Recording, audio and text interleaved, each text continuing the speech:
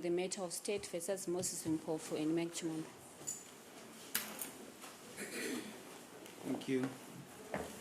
You may now listen to the ruling of the court on the application that has been made oral in court. The accused persons have made an application for an order in the following terms: that the pre-sentencing stage or pre-sentencing inquiry be stayed pending a written judgment of this court on the reasons for the verdict. The accused persons made a joint application. The notice uploaded on the ICMS indicated that the application has been made in terms of Section 4 of the sentencing guidelines, the statutory instrument which deals with the sentencing guidelines.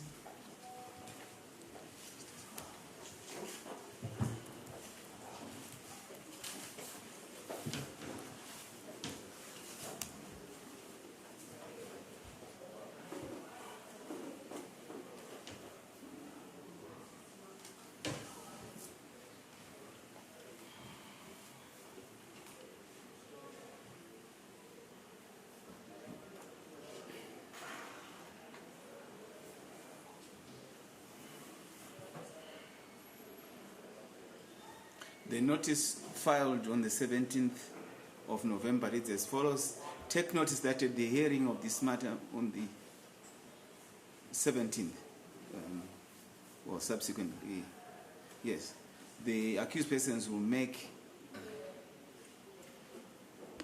a joint oral application for the court to make available to them a copy of the written judgment in respect of conviction to enable them to prepare their mitigation and challenge the state's aggravation submissions. Take further notice that the application will be made in terms of Section 4 of the Criminal Procedure Sentencing Guidelines Regulations of 2023, Statutory Instrument 146 of 2023, as read with Section 69(1) of the Constitution of Zimbabwe 2013. Mr. Madugu was lead counsel, and he made submissions on behalf of both accused persons. He submitted that there is no express provision governing the application that he was making, but he said that the application was being made in the interests of a fair trial, which is protected in Section 69 of the Constitution. Section 69 of the Constitution states as follows: every person accused of an offense has the right to a fair and public trial within a reasonable time and before an independent and impartial court. He said this must be read with the right enshrined in Section 70, which is the right of accused persons, which include adequate facilities to prepare for their defense. He submitted that that must be read widely to include every stage of the trial, not necessarily the stage of the defense outline. At every stage of the trial, the accused person must be accorded adequate facilities to prepare and defend himself. And he said the availability of a written judgment in this matter is one such facility which the accused person requires in order to prepare for the sentencing stage. He submitted that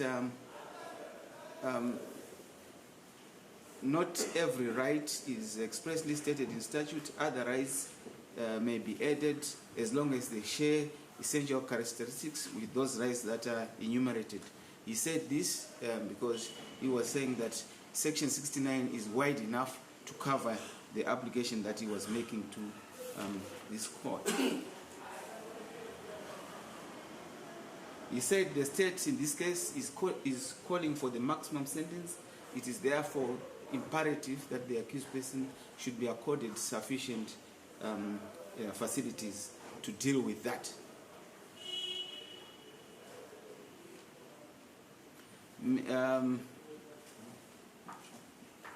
Mr. Dretero weighed in and submitted that he weighed in and submitted that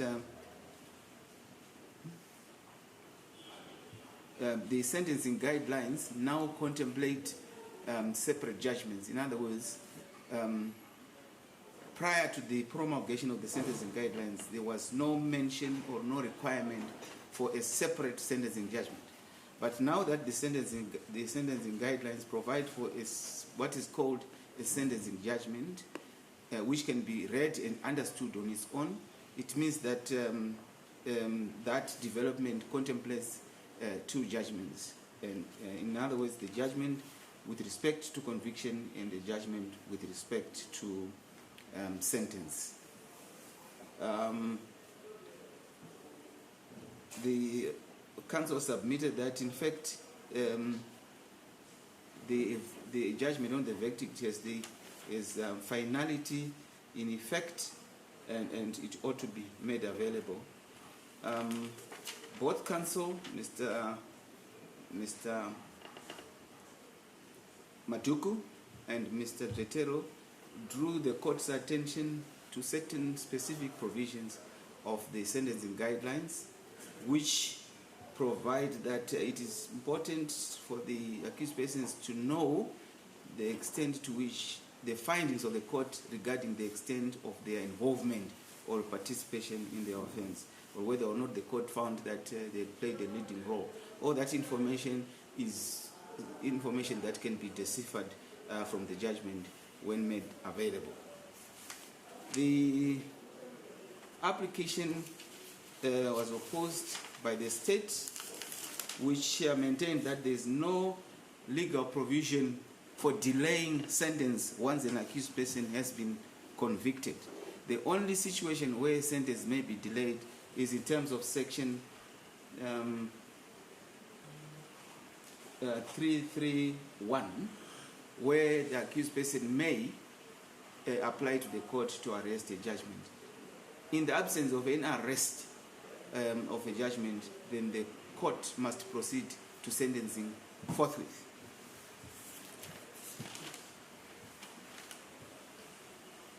He said that the court, the degree of participation by each of the accused persons is apparent in the judgment that was read in court, and that the judgment was made in an open court, and that there is no basis for the application. By and large, the state prayed that the application is unprecedented and should be dismissed for the reasons that they gave in the opposition. I should agree with the state that this application is not precedented. I'm unaware, it may well be there, but I've not been able to find any situation or any case where this matter came up where the accused person demanded or requested, whichever is the purport or the import of the application before me, that sentencing should be stayed, or the pre-sentencing stage should be stayed pending the availability of a written judgment.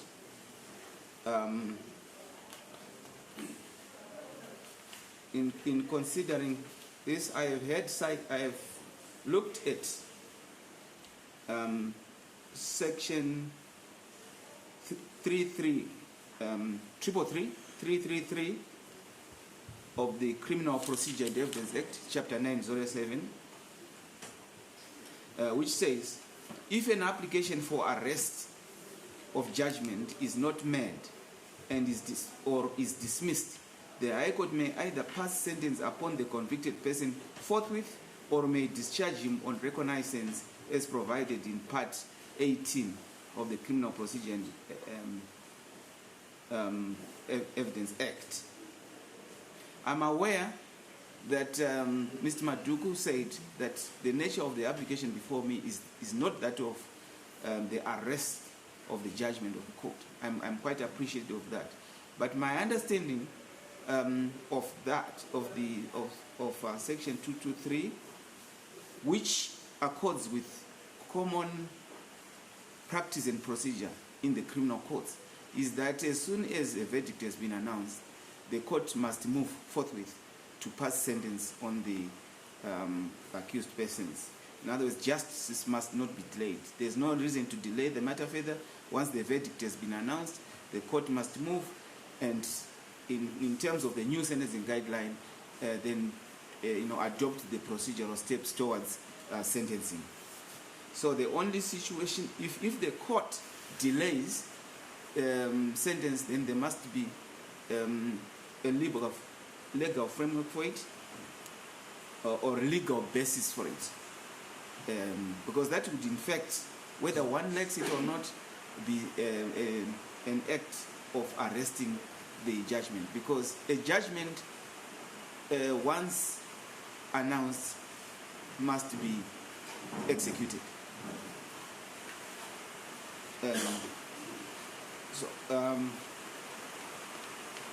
I've also looked at Section 194 of the Criminal Procedure and Evidence Act, which says every criminal trial shall take place and the witnesses shall, except is otherwise specifically provided by this act or any other link, give their evidence viva voce, that means orally, in open court in the presence of the accused person, unless he so conducts himself as to render the continuance of the proceedings in his presence impracticable, in which case the court may order him to be removed and direct that the trial trial proceeds in his absence.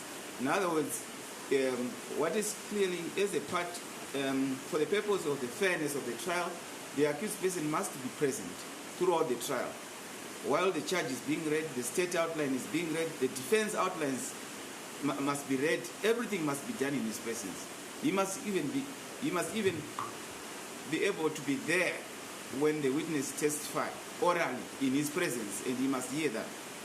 And so all proceedings must be in an open court in the presence of the accused person, unless he has been excluded on the basis or on the grounds of any, in terms of Section 194.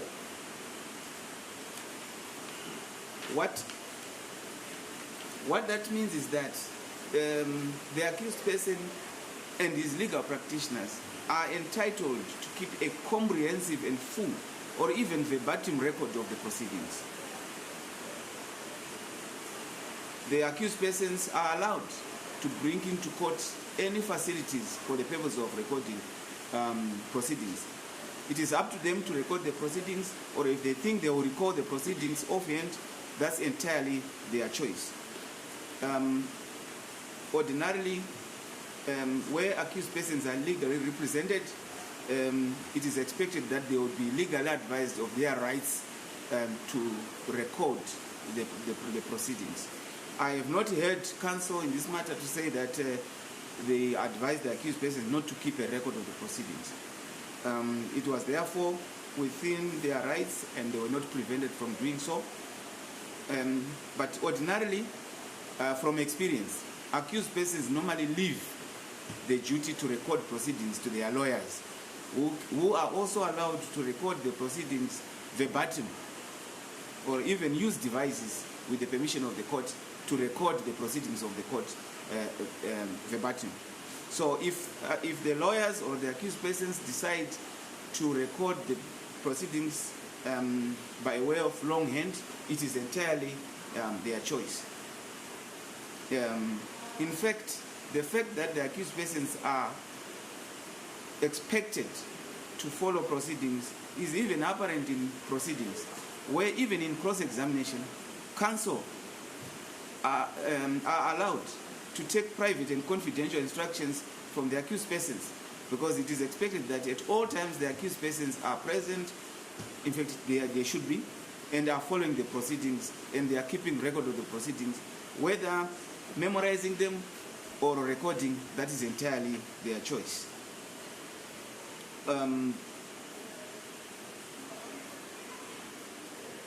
In this matter, it is common cause that this court read the judgment of this, the judgment in detail.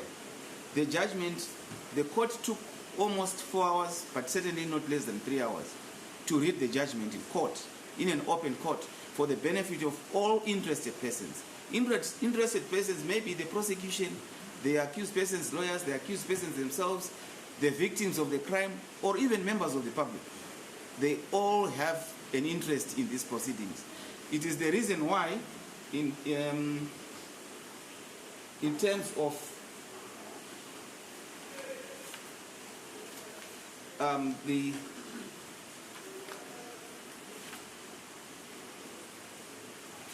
the Criminal Procedure and Evidence Act, the judgment of a court must be delivered in an open court. And this is exactly what this court did. In obedience of that, it read the judgment in an open court in the presence of the accused person, in the interest of all interested persons who may have wanted to note the reasons for judgment. There's no law which says that a person may not really take notes of what is happening in court unless there's an ulterior motive to it.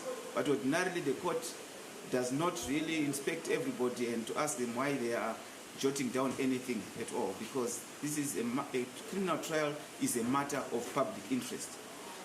So in reading the judgment, this court read the charge as it was put to them, the state outline as it was summarized by the state, the defense outline as it was summarized by the accused person. All the evidence laid in this court was read out in court. The court's assessment of the evidence was read out in this court. The findings of fact were read out in this court. The law that was applicable was read out in this court. And the application of the law to the facts was read out in this court. And the reasons for the conviction were read out with respect to each accused person. The court actually gave reasons for convicting the first accused person separately and gave reasons for convicting the second accused person separately. Therefore, their participation must have been, can easily be deciphered from the findings of the court with regards to each, what it found to be the separate roles played by the accused person, which resulted in their conviction. In other words, the court did not simply lump them together. To the extent that it was necessary to single out the accused persons, it did, and did in fact announce what it had found to be their separate involvement in the matter.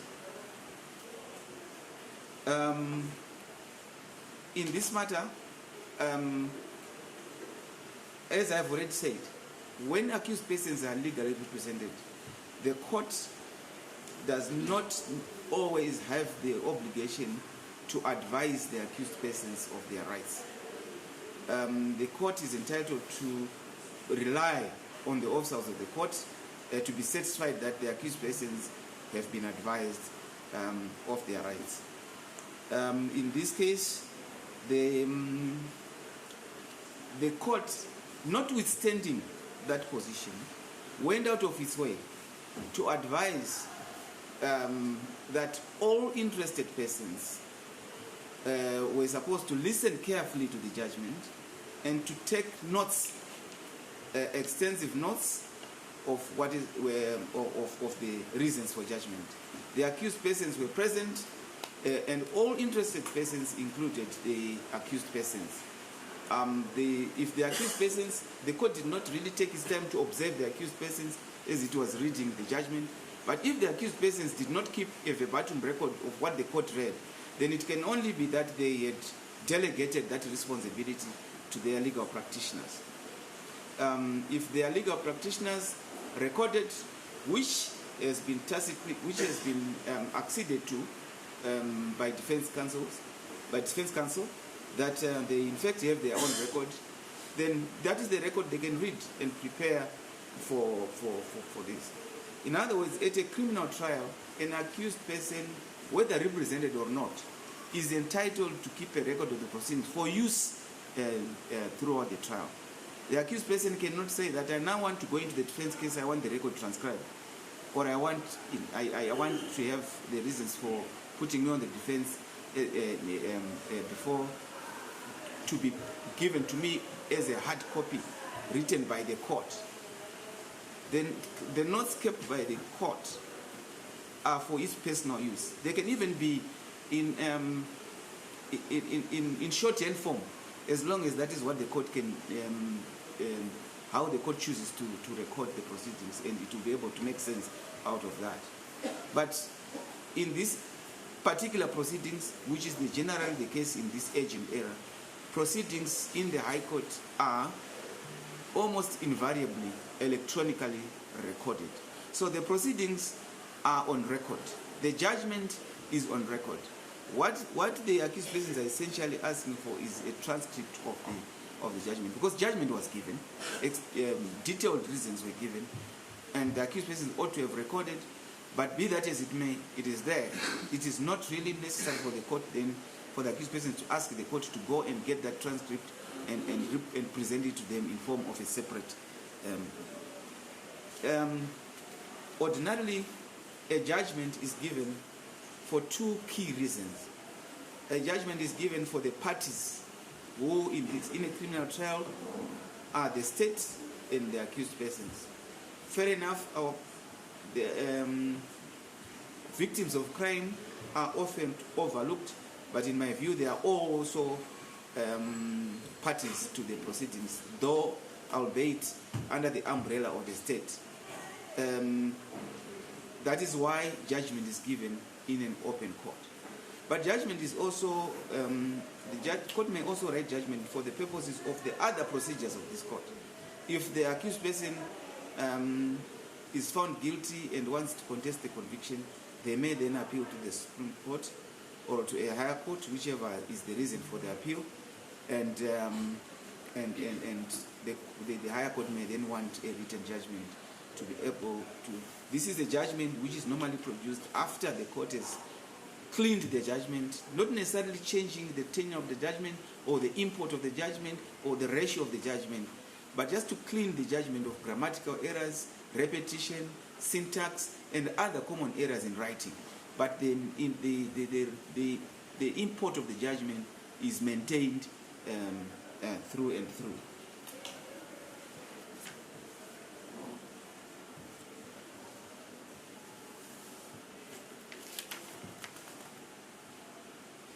The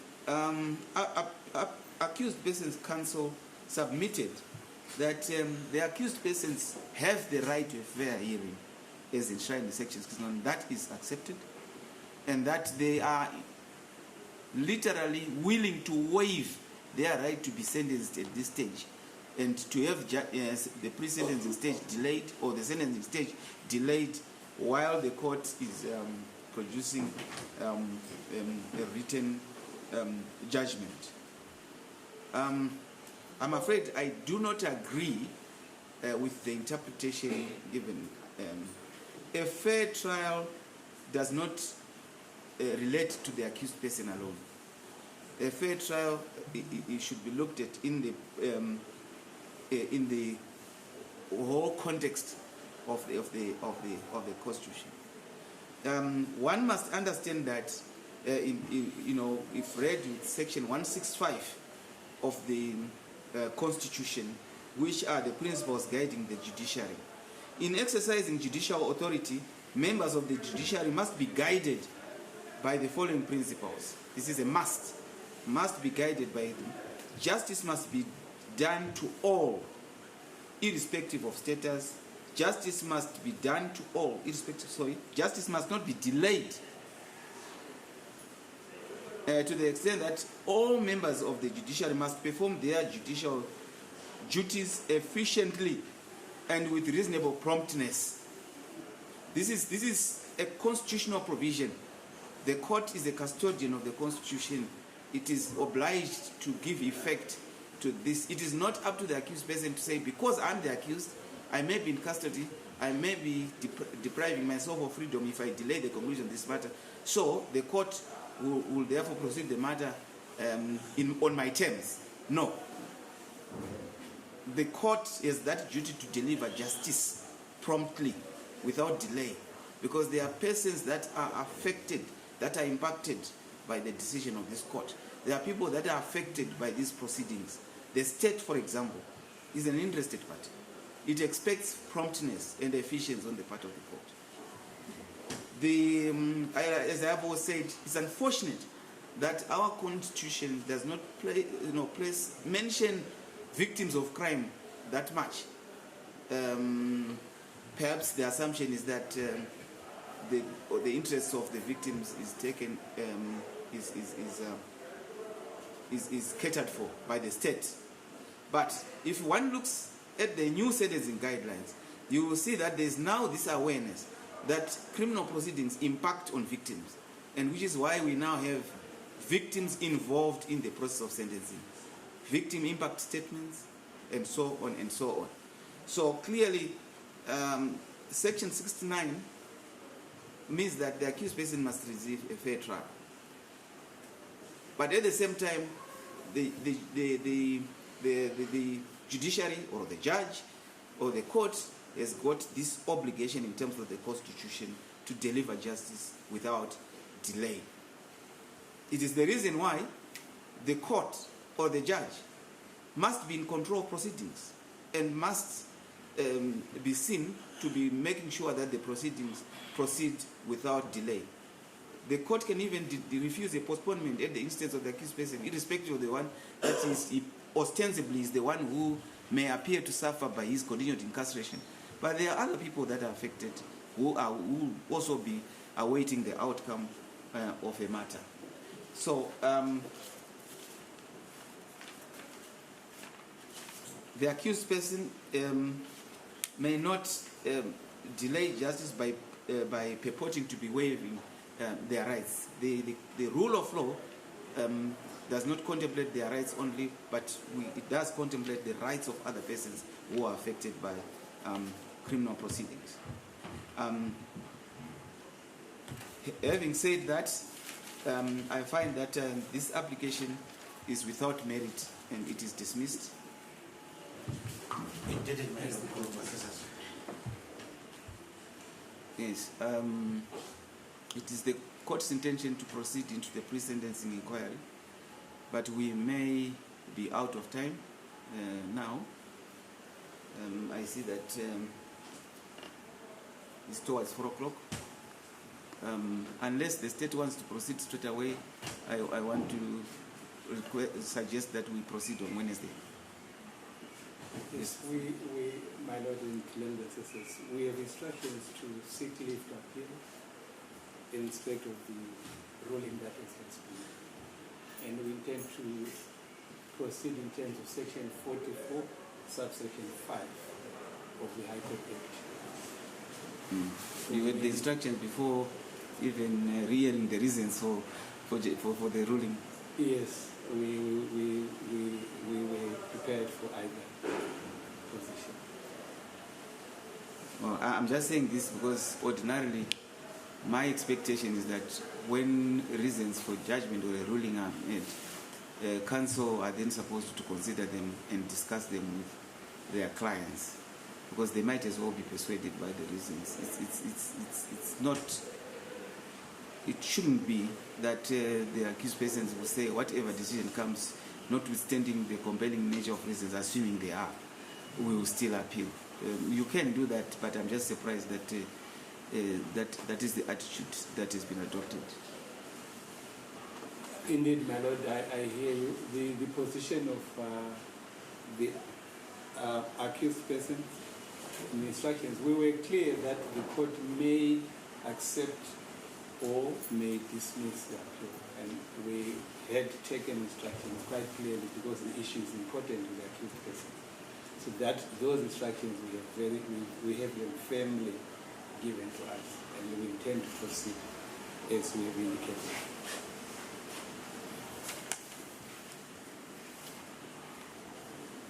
You are speaking on behalf of both accused persons.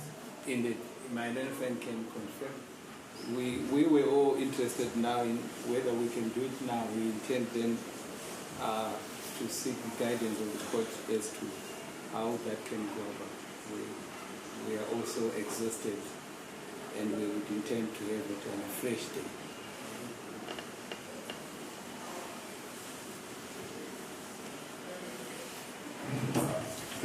Yes? Yes, my lord, I do confirm that position.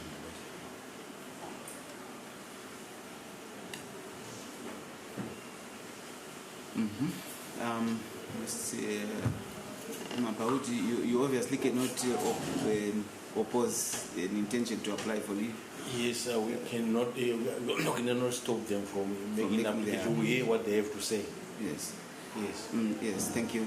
I'm sure this is something, Mr. Matuku, I have really made it very clear, to all concerned, in open court and in chambers, that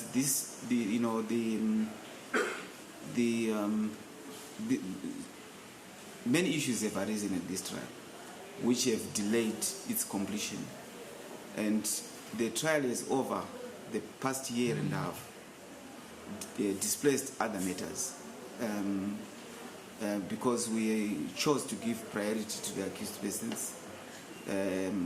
We have not been able to deal with all the cases set down for the second term of 2024, the whole of this year,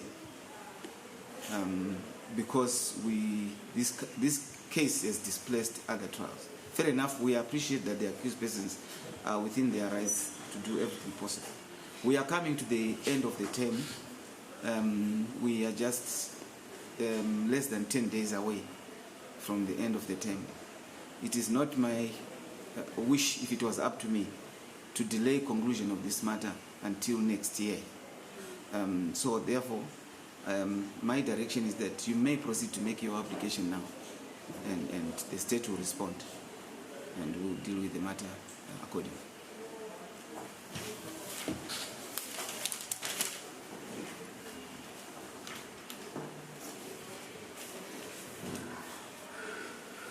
Thank you, my lord and learned assessors. The application we are making is in terms of section 44, subsection 5 of the High Court Act, which provides that if in the course of criminal proceedings an interlocutory ruling is made and the accused person is dissatisfied, or even the prosecution is dissatisfied with that decision, they may seek to appeal that decision to a judge of the Supreme Court, but with the leave of the court. If leave is refused, the parties have a further right to seek that leave from a judge of the Supreme Court.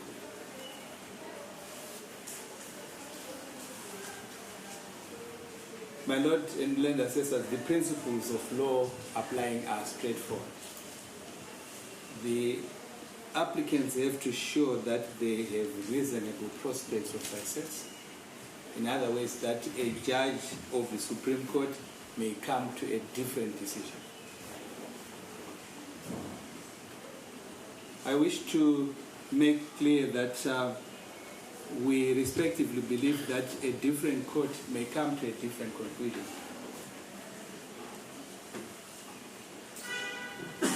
And that this is the sole basis upon which the application is made, and that is the only test that ought to be applied. First, the issue before the court is novel.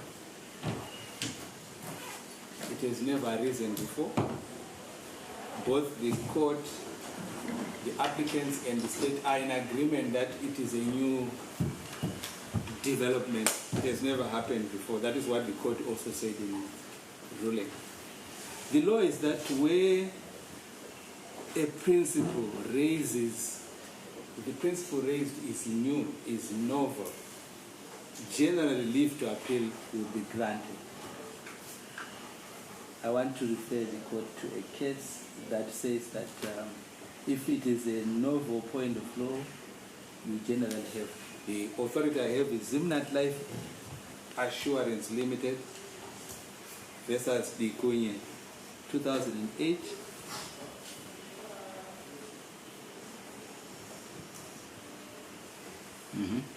Volume 2, Zimbabwe Law Reports 200, the court could look at 202D. So the name Dekunye. Dikunye. Dekunye. Dikunye, yeah. Dikunye. So that is the first principle. The issue at stake is new. The sentencing guidelines are new. The relationship between the sentencing guidelines and the conviction, the point that was made during argument, is also new. It will be important for not just the interests of the accused persons, but for the interests of justice, for a higher court to clarify that position. Although the court here has been very clear that it believes that it has to sentence forthwith. But the submission that was made before the court was that the applicants, the accused persons, would want the facility provided by a written judgment as opposed to their own notes or their own view or their legal practitioner's notes, but it is the official written judgment that they would want access to. So that is the first point. The second point, in terms of the prospects of success, is that the right to a fair trial is so central to criminal justice that it cannot easily be ignored. And I'm referring here to section 86, subsection 3 of the Constitution of Zimbabwe. That section does list rights that cannot be derogated from. And among the rights listed there is the right to a fair trial.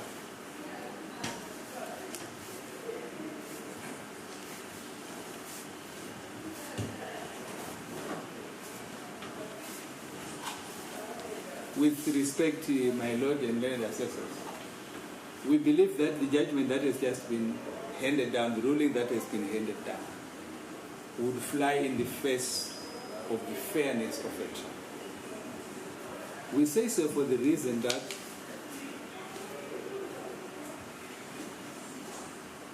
the applicants or the accused persons have not asked for too much. They have simply asked, at the very least, for a transcribed record which has not been made available of the judgment of the court. What it means is that if the ruling that has been given would remain the operating ruling, the accused person would have to go into the mitigation and go into the addressing the aggravation, notwithstanding the very strong objections they have given or the need that they have given. Our respectful submission is that the Supreme Court may reach a different decision. I wish to refer the court to the test that is applied when we determine whether or not there is a reasonable prospect of success. May I refer the court to the case of Chimombe versus NPA and another.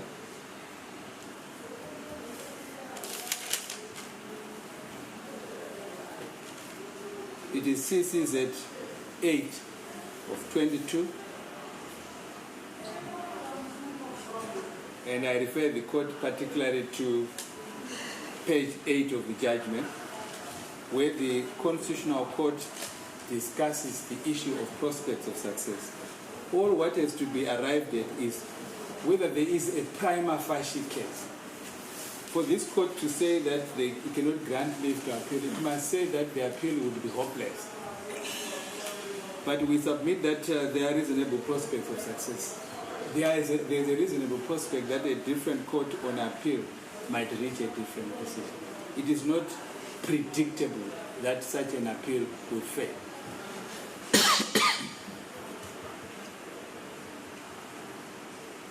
Then thirdly, my Lord and learned assessors,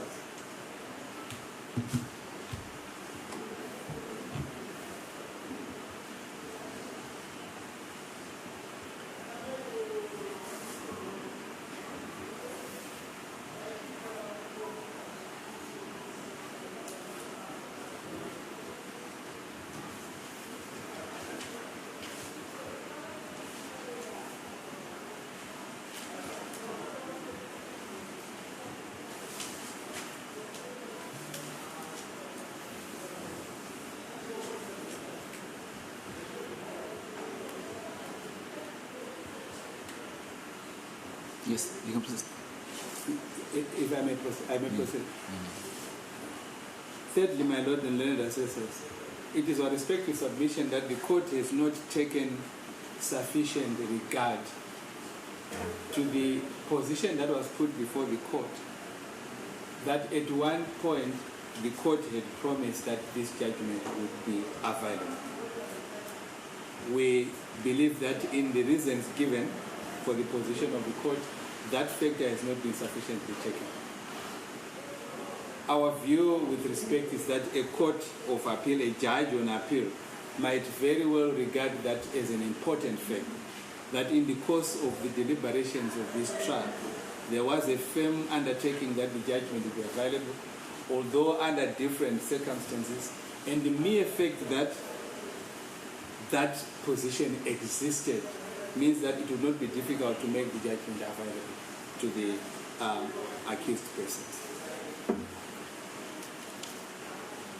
My Lord and Land Assessors, those would be my brief submissions. If I may just indicate that the whole issue is, one, that the applicants who are the accused persons are given that specific right in section 44, subsection 5 of the High Court Act. It actually means that the legislature is alive to the fact that some interlocutory rulings in criminal proceedings may have a bearing on the continuation of the proceedings. Hence, the right given to seek an appeal, and then, of course, doing it with the leave of the court. Then the second point is that the test to be applied is fairly straightforward. Would there be reasonable prospects of success?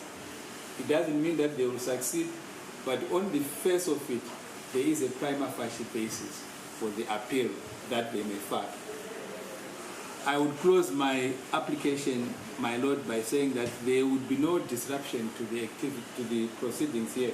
What is contemplated by the legislature there is that because it will be an appeal to a judge in chambers, and this is generally fast.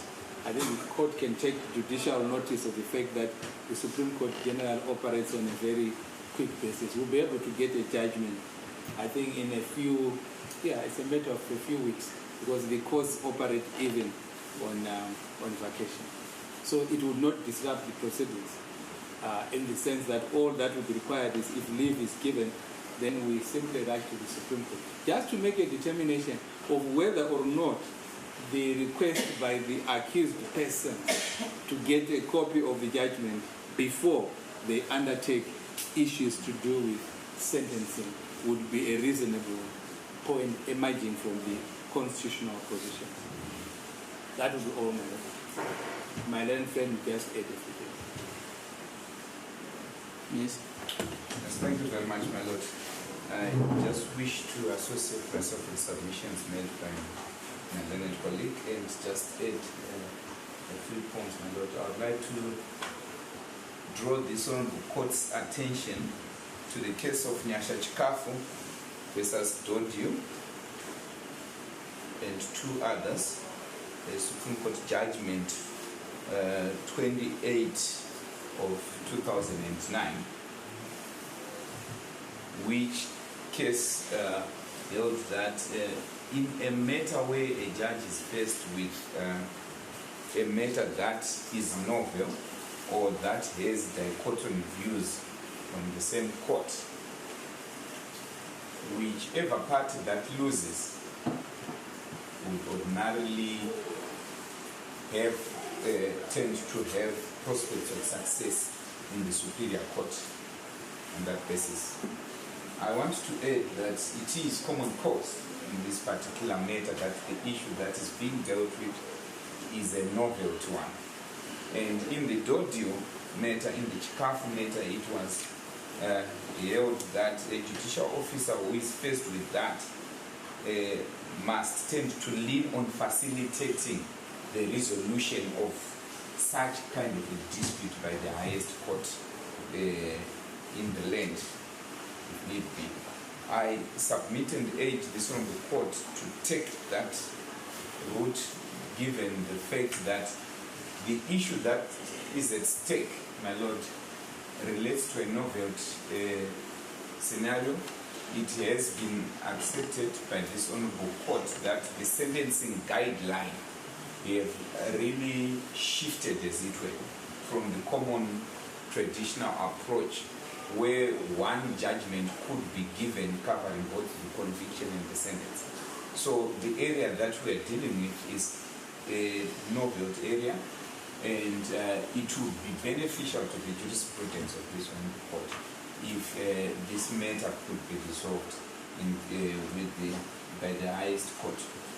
Then the second point that I wished to add, my lord, relates to the fact that the accused persons suffer prospects of success on the basis also that it has been considered by the state that in fact when the state made a request to have access to the written judgment, and this honorable court had expressed an intention to provide written reasons to the state, and also granted the state the leave to the indulgence that that application could await the production of the written reasons. So likewise, in respect of the accused persons, in my respectful view, they would tend to benefit from a prospect of success from the provisions of the Constitution in that they are entitled to equal protection of the law.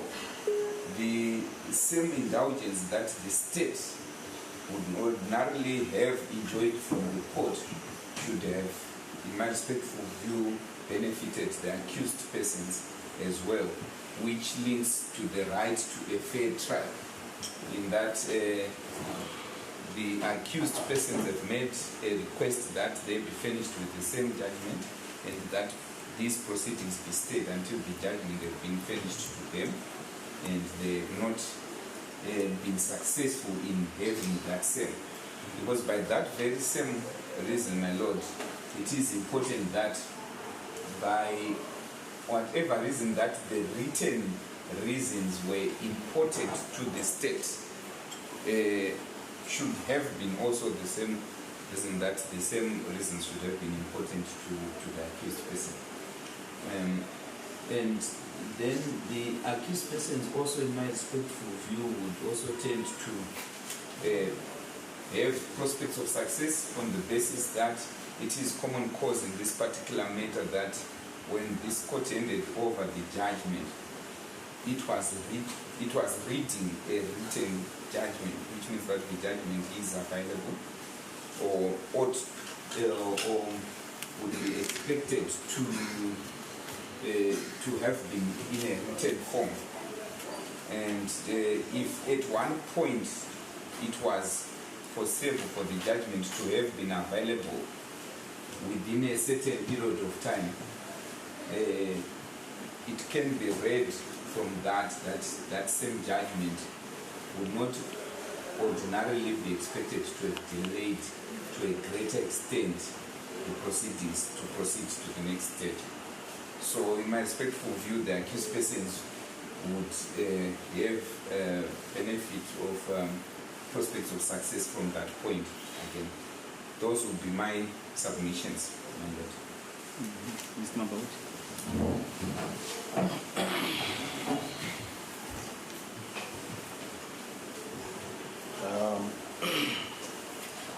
My Lord and Honorable Assessors,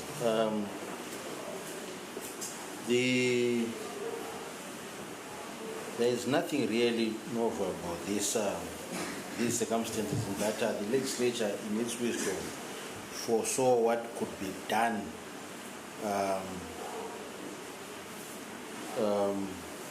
between the period after conviction and sentence, which the court has canvassed in its ruling.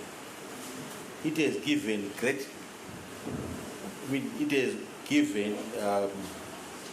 adequate reasons for dismissing the application which was made by the accused by the accused persons, and it went on to even quote section 334 of the CP&E Act that the judgment was given in an open court as expected, that the judgment is known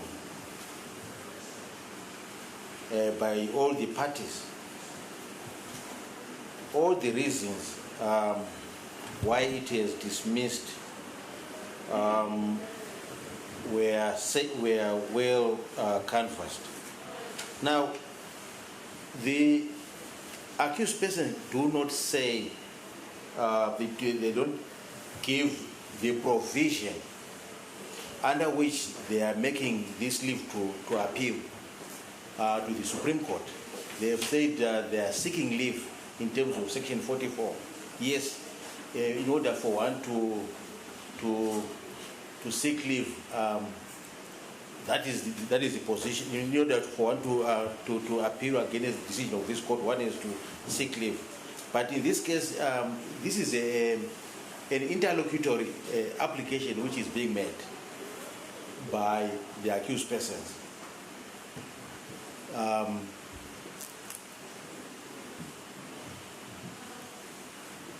They don't state the rule by which they are proceeding. They are proceeding in making the application in question, and in particular, they do not specifically indicate where the court misdirected itself in dismissing the application. The insistence is that they want a written judgment, and they are of the view that a higher court might arrive at a different decision. This is they are seeking a second bite of the shell. But in making an appeal against decision of this court, there is need for my learned colleagues to specifically outline where the court misdirected itself in arriving at its decision, but which they do not say how the court misdirected itself, where it went wrong, why a higher court would arrive at a different decision. The only insistence is that if the accused persons were to present the same argument to a different court, it might not arrive at the same decision that this court has arrived at. But that is not the essence of an appeal. There must be a misdirection by the court in arriving at the decision at which it has arrived at. And therefore, there is no merit in their seeking for leave to appeal.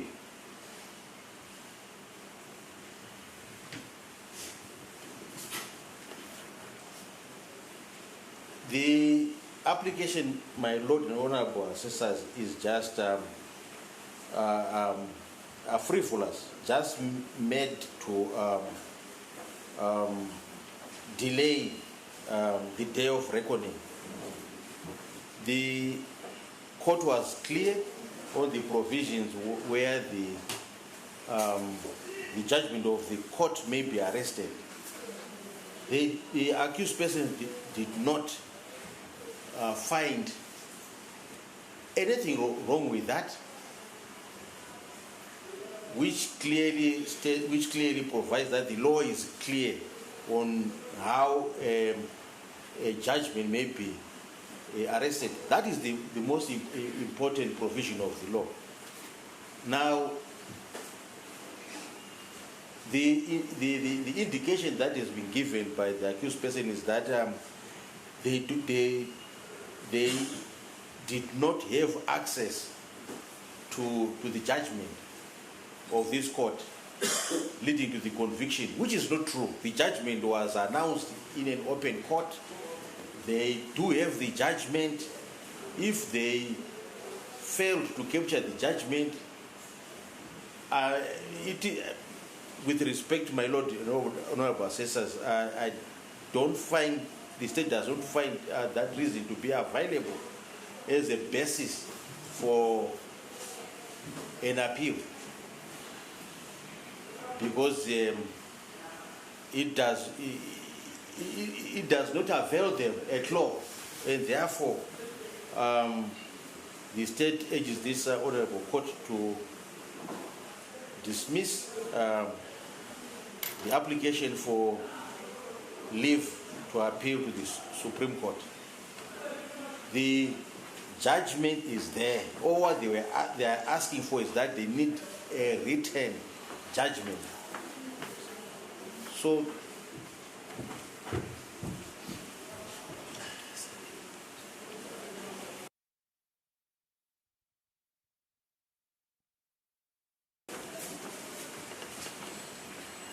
as a result, my Lord, it is the state's position that there are no prospects of success on appeal, and therefore the application for leave to appeal has to fail. The court, this honorable court, had not misdirected itself in dismissing the application for the availing of a written judgment. That is all that the state wishes to say.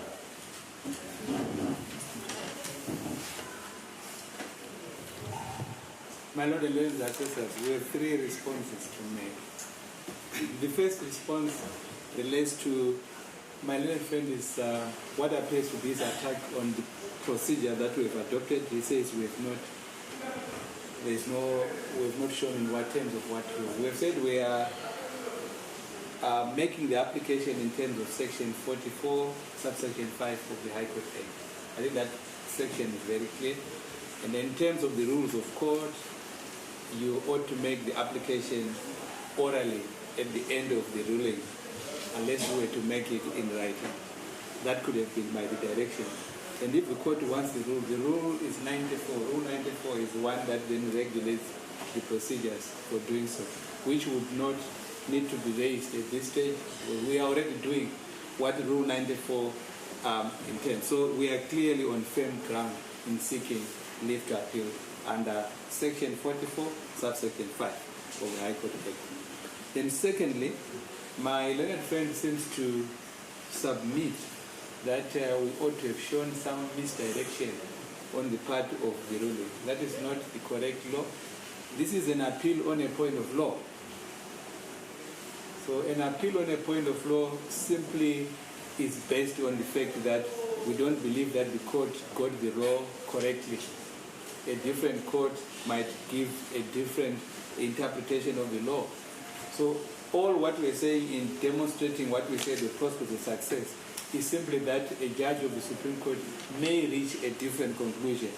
So it's not like we are appealing against a matter of fact where we have to show some serious misdirection. Here we are simply saying that we believe that the law has not been properly found by the court. I think the court has said that there is no basis for the application that we made. That is our understanding of the ruling. And we believe that a different court may come to a different conclusion. Then finally, it is in respect of the remarks made by my learned friend, which says that this application we are making, or the applications we have been making, we made earlier on the first application requesting written judgment, now we're seeking leave. He has made the position that this is just an attempt by the accused persons to delay the day of reckoning. Surely, my lords and learned assessors, the day of reckoning has already passed. The accused persons have already been convicted, and it is obvious that they will be facing a sentence. Instead, he should look at these applications in their proper context, which is that the accused wants to maximize the rights that they are given by law. They were convicted, they await a sentence, they would want the sentencing process to be strictly according to their rights. This is the submission we want to make. And we say so with respect, my learned friend, that the rights that are granted in the Constitution are really rights for the persons that are holding those rights. And the right to a fair trial is one such right where we disagree with the court when it made observations that the right to a fair trial is for others as well. We respectively disagree. The right to a fair trial is given to accused persons. It has nothing to do with the state, there's nothing to do with the court, there's nothing to do with the judge presiding over. This is a right that they enjoy, and they alone have the right, which is given by section 69, subsection 2. So the suggestion that we must look at the right to a fair trial broadly and looking at everyone who the administration of justice does not enter into it, it cannot be derogated from under section 86, subsection 3. So you cannot say we limit the right to a fair trial because we want to achieve other objectives, which is what was coming from the ruling by the court. We respectively disagree. And that's why we would want a higher court to look at this non-derogable right provided for in terms of section 69, subsection 1, which cannot be taken away in terms of section 86, subsection 3, and that the claim given, we would persist with that. I'm just making these remarks to do away with it so that it doesn't influence the court. We are not wasting the court's time. We are actually seriously pushing and protecting the rights of our clients. Those be my submissions, my Lord.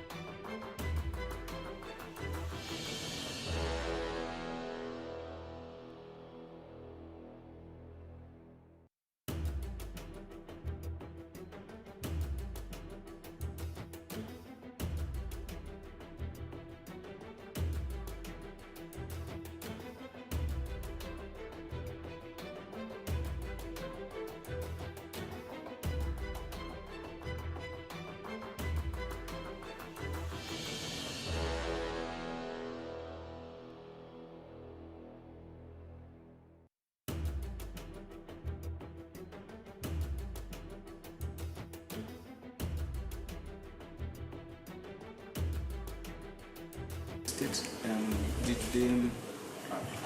Did the application in terms of the money laundering in process, was it made? Was it filed? No, it was not filed because of, it was not filed. Yes.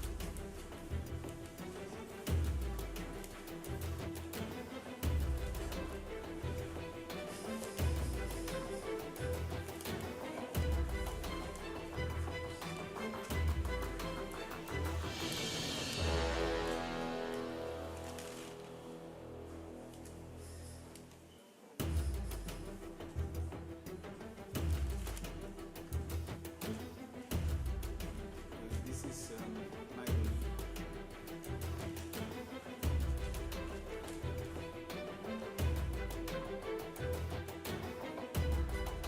this court has made following an application to stay pre-sentencing processes and perhaps even the sentencing process itself pending the availability of a written judgment by this court. And the accused persons through counsel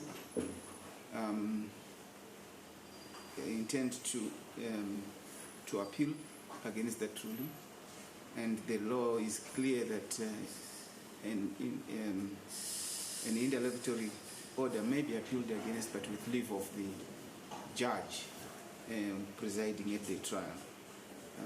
That is in terms of the legal framework stated by Mr. Maduku. Section 94, Rule 94 of the High Court rules, gives the legal framework for leave to appeal after sentence, and it also provides in sub-rule 8 that the procedure outlined also applies to any other situation.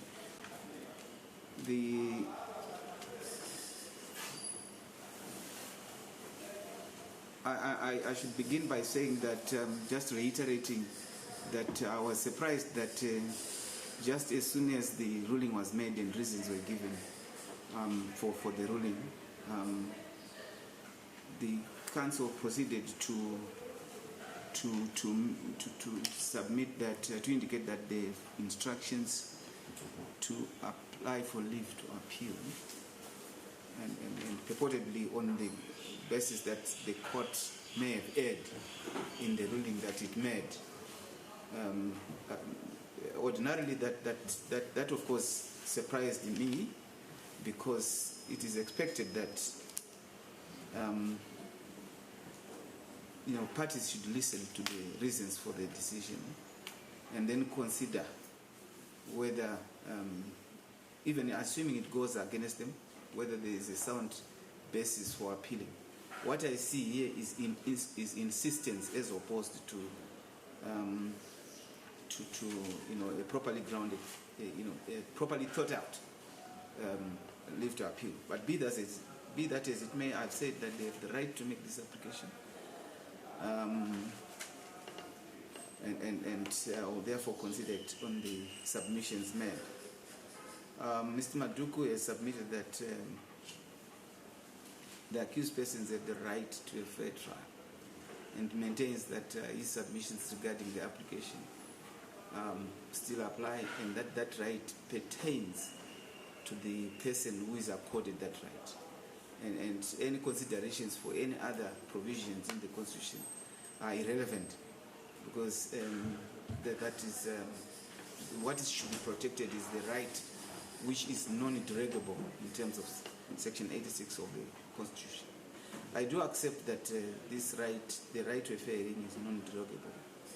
And that is a fact. It's in fact, in my ruling, I acknowledged the existence of that right and that it applies to the accused persons.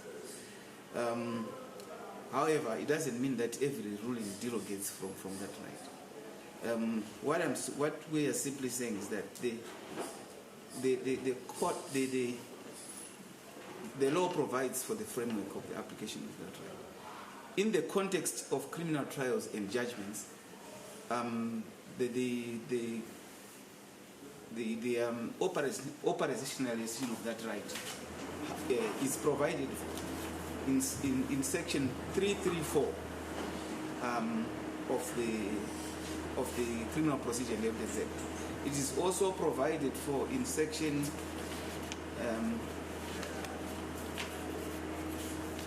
194 of the Criminal Procedure and Evidence Act. I was at pains to refer to these sections because there are some of the provisions which are intended to protect the right to a fair trial.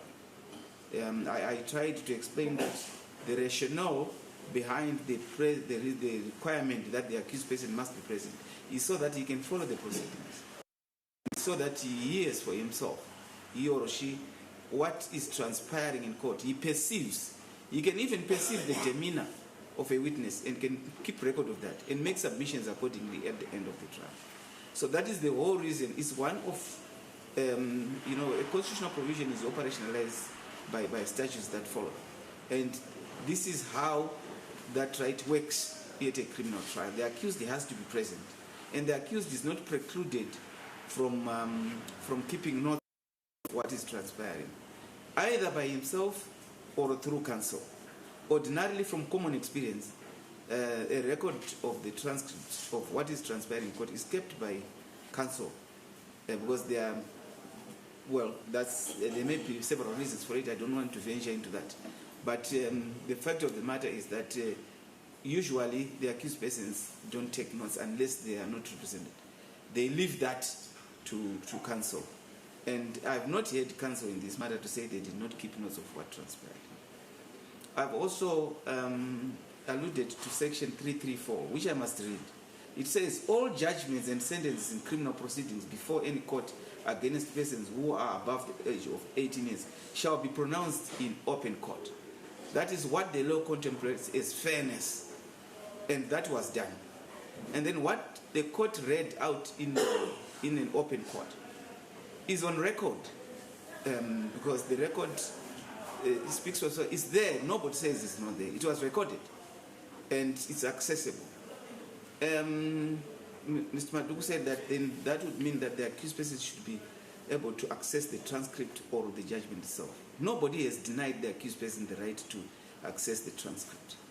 And the request for a transcript is not something that requires a court application. It's an administrative issue. It is just a question of approaching the registrar and requesting. In the event that the registrar does not refuses to act in accordance with the obligations of the public office that he or she occupies, there are remedies available at law, which among others the mandamus, which directs an official occupying a public office to do what they are expected to do. So it's not that the accessing a transcript does not require a court unless the public officer who keeps that record is not cooperated, and then the application is then to force or to compel, for want of a better word. I mean, in legal parlance, the correct word would be to compel the official consent. But what I figure out in this application is that the accused persons want a judgment in the sense of the judgment that is normally circulated or that is reported in law reports. That is not what the law requires. The law simply requires that the judgment be read out in an open court and in the presence, and nobody is precluded from it. Both counsel for the accused persons have submitted that this is a novel situation I don't. I think I may have been misunderstood. No, this is not a novel situation. It's a novel application. It's an application which is not provided for in our law. It's an application which have no statutory basis or has no legal basis. That does not make the situation itself novel. The situation that we have is that a court must pronounce a judgment in an open court. It must make available a judgment which can be circulated. It's a totally different issue. It's unprecedented. The reasons are there on record, as I've said.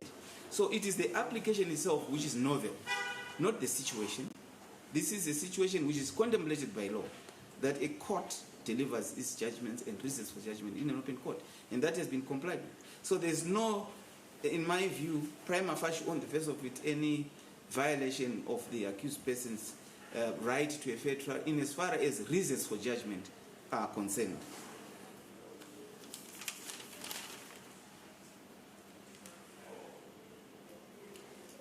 I don't believe that my reference to the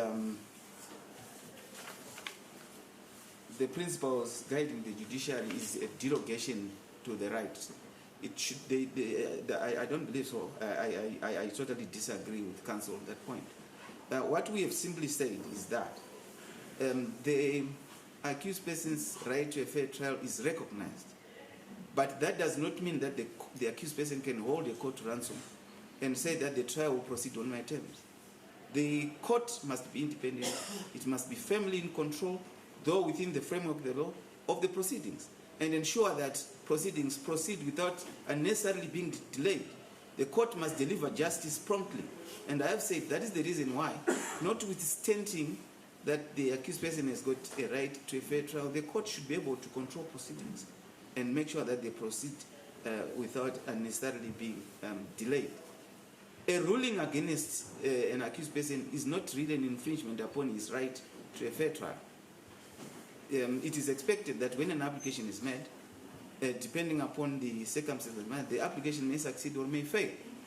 And doesn't mean that when an application fails, then the accused person's right to a fair trial.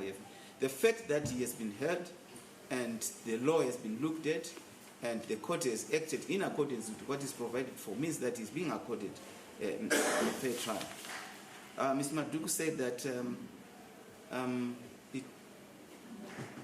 the state is wrong in submitting that the court the accused person must show that the court has misdirected itself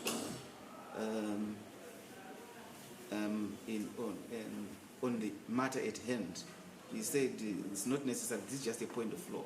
What is sufficient is that another court may be of a different, a superior court might be of a different view.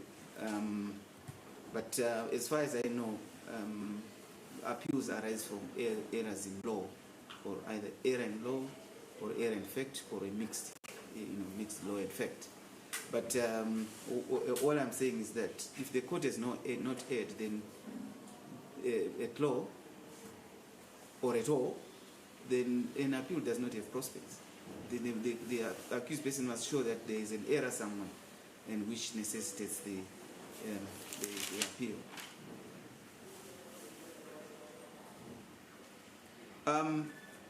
Mr. Maduku has said that the court did not refer to the already existing position, that the court had indicated that it could make the judgment available. I did not expect him to persist with that point. I did not touch it because before retreating to chambers to consider judgment, the consensus in this court was that offer was made in the circumstances that were prevailing at that particular point in time, which the court did not agree with anyway. In other words, it's not correct to say that the court offered to make that judgment available in written form to assist the state. And if the court was prepared to do that, it must do the same to the accused persons, which Mr. Jotero has referred to as equal treatment, equality of treatment before the law. I think it is really being taken out of context. The point is that the state indicated that, or gave notice that it had the intention to make an application for forfeiture in terms of the Money Laundering and Process of Crime Act. And that procedure, which the state wanted to adopt, is commenced by way of a court application. The court did not waste time, but it immediately expressed its reservations about the procedure which the state wanted to adopt, because it is not part of criminal procedure. A trial is governed by the Criminal Procedure and Evidence Act, Chapter 907. There is the Money Laundering and Process of Crime Act is not really embedded in the Criminal Procedure and Evidence Act. It's a separate procedure. And my views, which I made openly in this court, were that is an application in terms of a framework which is different from the Criminal Procedure and Evidence Act. It is an application which is made in terms of a Money Laundering and Process of Crime Act. There's no reason now to bring it into criminal procedure. Those were the indications that I made. And I said that we would only consider that application if the state satisfied me that there is a legal framework for that procedure which can be done in a criminal trial which is governed by the Criminal Procedure and Evidence Act. And the accused persons then, through counsel, said they would also require the judgment because they would require it to give an informed response to that. As things turned out, the state did not provide the legal framework that enabled them to make the application. I had said a court application is made in terms of the rules. It is commenced by a notice of application. It is supported by affidavit. It can be opposed after the period that is given to the respondent to oppose. It may even result in an answering affidavit. It may even result in heads of argument and then a set down. And my indication was that the sentencing cannot wait for all that process to go through. So there was no point in the state making that application now, which they could, in terms of the Money Laundering and Process of Crime Act, do within 6 months of the conviction. I also indicated that in open court that this court did not intend to delay the sentencing of the accused persons beyond 6 months. So the state did not stand to suffer. As far as I know, the application was not filed. I've just confirmed with counsel for the state that the application was not filed. The assumption is that the state did in fact reflect on the issue and realized that the application that they made could not be embedded in a criminal procedure, in a criminal proceeding. And that was also opposed by the accused persons themselves, which means that they felt that the sentencing should not be delayed by this process of the court having to prepare judgment and the state having to file this application and they having to access and oppose in the matter. The whole idea was that sentencing must proceed and sue. That is the practice following a conviction. So after that, after it had become clear that the state was not proceeding with the application because the state uploaded a notice on the online system to say they were no longer proceeding with the application, at least within these proceedings. The state then went on to make oral submissions that just to put things beyond question, that the application would be proceeded with later, at a later stage, but it was not being proceeded with now. In which case I indicated that then there would be no need for that judgment to be uploaded prematurely, because a judgment, as I said, is normally uploaded after sentence. Mr. Jetere submitted that is a novel area. The sentencing guidelines now contemplate a separate judgment, sentence for judgment. So the court is expected to upload a judgment for circulation before sentence. I don't know why that issue is being read. We are not concerned with the interpretation, but about the fairness of this trial. Have the accused persons been deprived of the reasons for the trial? The answer is no. The reasons were read out in court in detail. It took 4 hours for this court to read. And the reasons are there. It's not as if Mr. Jitoro puts it, that the pen has not been put on paper. That's not correct. The reasons are there, they are electronically recorded, which means that they only need to be transformed from the virtual thing to the record. But that does not always happen during the progress of the trial. In the progress of a trial, the court makes very many rulings, interim orders, production of exhibits, closure at the close of discharge at the close of the state case. There are so many things, matters of law that arise as the trial progresses. And the accused person is required to be there, and he must be given reasons for every decision that is made as the trial progresses. It is not within the contemplation of our law that for every reason, decision that is made, because it has a bearing on the outcome of the trial.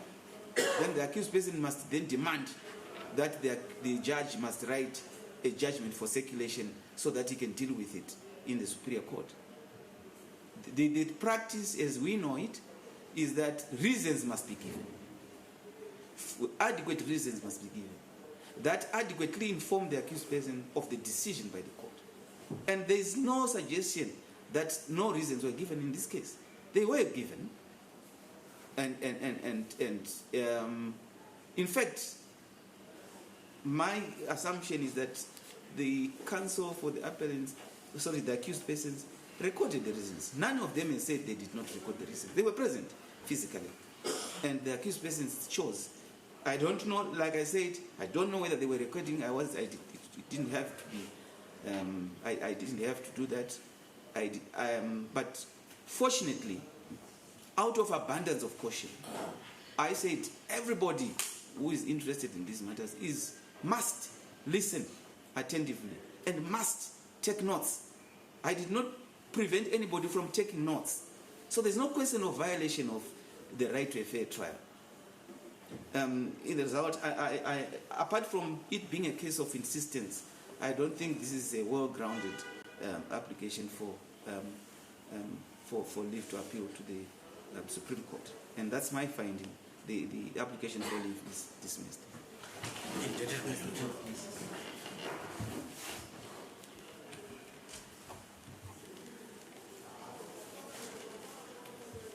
Yes. Can we proceed with the sentencing procedure, Monzi? We would then want to make an application for a stay, for a postponement, to enable us to go to the next stage of Section 44, subsection 5 of the High Court.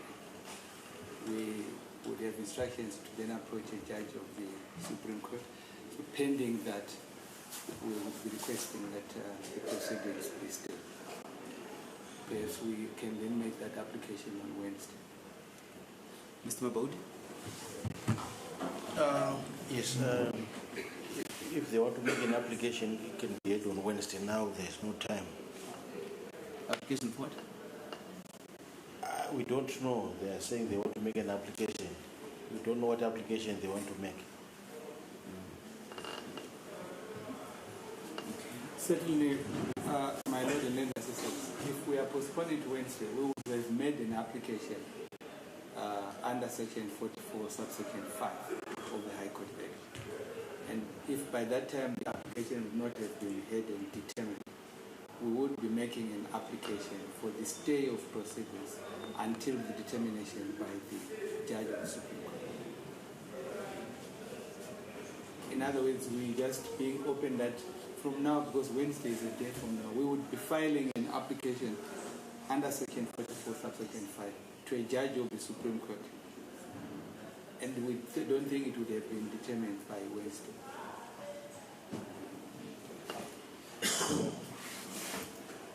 My Lord, I have a challenge with the dates of Wednesday night. The prior National commitment from Wednesday the 19th to Monday, my lord. So What is the commitment? we have, I'm the vice chairperson of the Zimbabwe Broadcasting Corporation, and we have a national strategic plan for 2026 to 2030, and we have to prepare for our annual general meeting, and we are having the commitment in October, and it's a commitment that I've confirmed.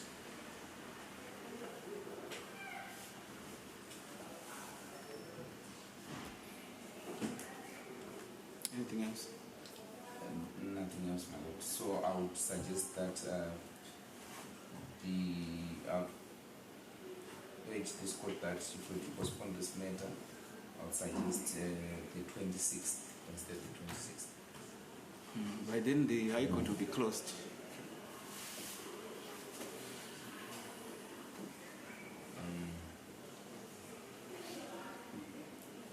Or the 25th, my lord. I do appreciate that maybe the court will be traveling from what I hear from the corridors, sometimes on the 27th or 28th before it moves. Don't listen to corridors. It's just a side. Yeah, well, I don't know. At one time, it turned out that the buyer was ahead of me. But anyway, I do not wish to delay this matter beyond Wednesday. When a court makes a decision, it must act in accordance with that decision. My decision is that we should proceed to pre-sentencing stage. That is the decision that I made. It binds me already, you see. Because if I really felt that there was need to delay this matter, then there's no reason why I would have dismissed the application. You understand? So I can't really undermine the order that this court has made. Myself, I can't be the first one to undermine it. We should proceed on Wednesday. You should come prepared for the pre-sentencing procedure. Unless you want to boycott it, we'll deal with that when we get. Not necessarily to boycott, my lord. I just thought that I should put the court into. Yeah, the reason is that I'm aware. I've said it openly that there is a tendency to boycott proceedings, which is also unprecedented, and which is happening in this trial. You know that. I must unreservedly apologize, Yes. my lord, if it appears that. Yes, you remember as the trial progressed, counsel would not appear. I would direct that counsel should appear at 2.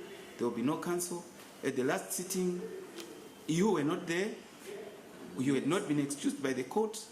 The matter had been postponed in your presence. It's totally not conduct expected of officials of this court. You are supposed to be upholding the dignity of the court. Unfortunately, my lord, for the last sitting, when the matter had been postponed, I had not been in attendance. It had been postponed in my absence. That doesn't matter. You told me that as long as one of you is, then both of you are deemed to be present. So when we postpone a matter in the absence of yourself and Mr. J. Koto is there, you are deemed to know that the matter has been postponed. In any event, this is already, what time is it? Is it not around 4 p.m.? You have not really approached the court chambers to say, Judge, this is what happened. I don't know up to now why you were not present. Do I? My lord, this is why I'm saying Yes. I beg to unreservedly apologize, my lord. This is also why, my lord, in respect of this particular matter, I've had to rise and advise the court in advance of my prior commitment. Yes, I appreciate that. So that I can just... But I don't have to remind counsel of your seniority that court business takes precedence. Is that still vague in your mind? It is not vague, my lord. Yes. So you can't really be putting whatever, business, at the very least what you have told us about a strategic meeting. It can wait for the court. It can wait.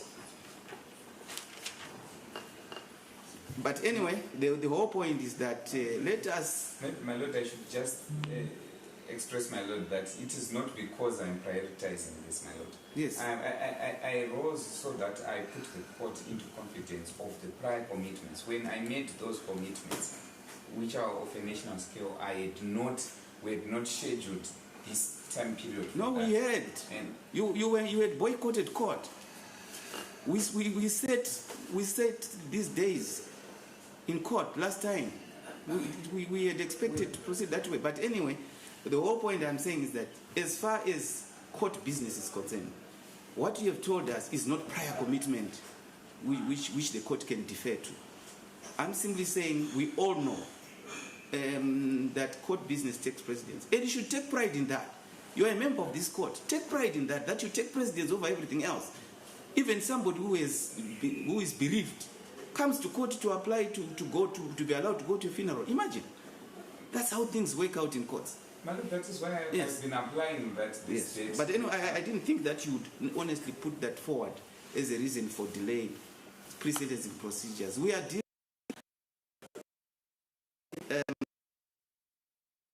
let us all come prepared for procedure.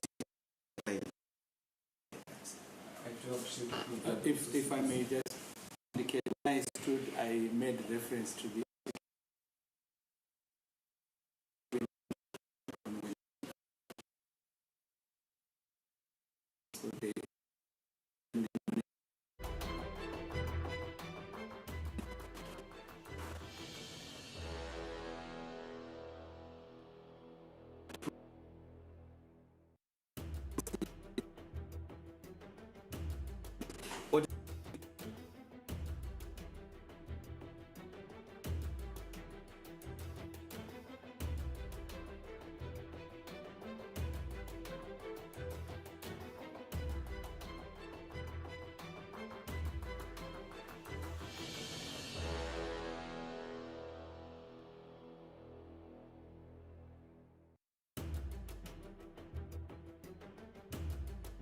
No.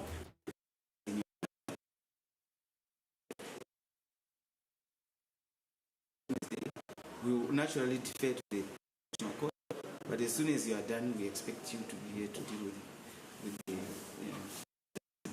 If I may just indicate, I think at the concourse, we shouldn't then say, make ourselves available this half day.